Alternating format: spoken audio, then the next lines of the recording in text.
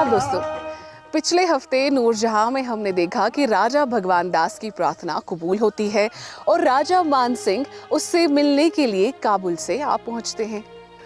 राजा भगवान दास अब ये मानने लगे हैं कि अगर एक योद्धा का शरीर एक शव की भांति पड़ा रहे तो उसके शरीर का एक एक जोड़ जंग खा जाता है।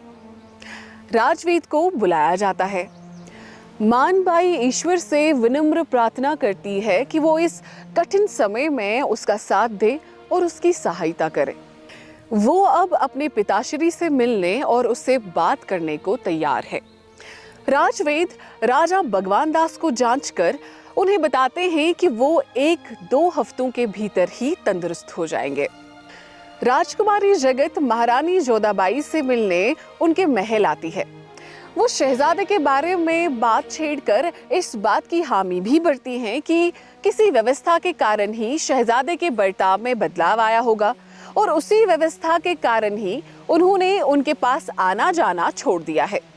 महारानी बात की गंभीरता को समझते हुए उनको धादस बंधाती हैं कि उन्होंने शहजादे से बात की है और उन्हें अब चिंता करने की कोई आवश्यकता नहीं।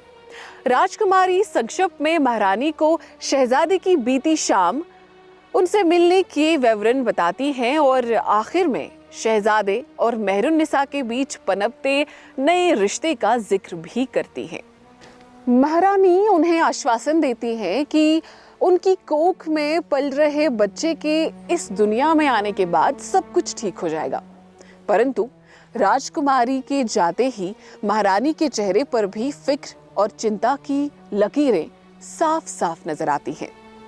राजकुमारी मानबाई अपने पिता राजा भगवान दास के पास पहुंचती हैं और उन्हें गले लगाकर अपने सारे दर्द और आंसुओं का सिलसिला खोलने ही वाली होती हैं कि उनकी माताश्री उन्हें अपने कक्ष में ले जाती हैं।